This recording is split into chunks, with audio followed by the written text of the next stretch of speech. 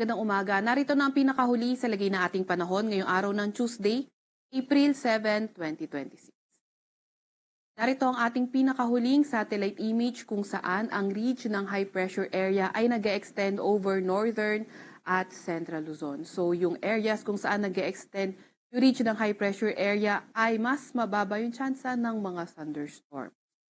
Sa kasalukuyan, wala rin naman tayong namomonitor na low pressure area or bagyo sa loob or malapit sa ating Philippine Area of Responsibility. Para naman sa lagay ng panahon ngayong araw, simulan natin sa Luzon, sa Metro Manila, sa may Central Luzon, Ilocos Region, Cordillera Administrative Region, pati na rin sa may Cagayan Valley, inaasahan nga natin yung partly cloudy to cloudy skies. Sa nalalabing bahagi naman ng Luzon, partly cloudy to cloudy skies pero may mga tsansa ng mga localized thunderstorm. Naasahan nga natin in the next 2 to 3 days, magpapatuloy yung ganitong klaseng panahon, pero posibleng mas kumonte yung areas affected by the reach of high pressure area sa mga susunod na araw. Agwat ng temperatura ngayong araw sa Metro Manila ay 24 to 34 degrees Celsius. 16 to 25 degrees Celsius sa may Baguio, 24 to 32 degrees Celsius sa may Lawag, at 24 to 35 degrees Celsius naman sa may Tugigaraw.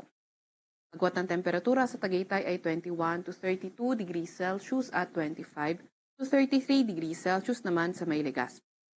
Agwat naman ng temperatura sa Puerto Princesa ay 24 to 33 degrees Celsius, ganun din naman sa may Kalayaan Islands.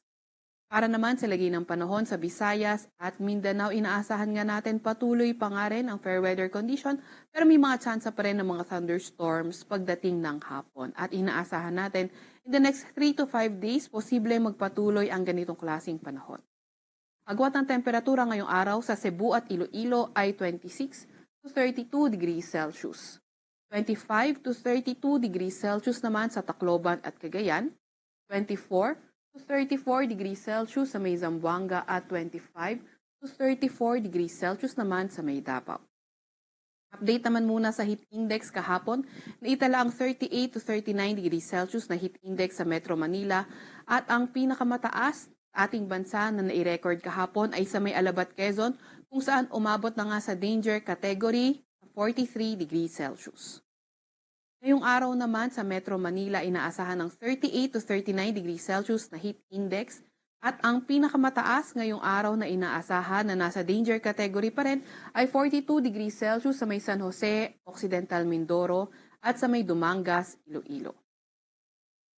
Wala pa rin tayong nakataas na gale warning sa kahit anong dagat baybayin ng ating bansa.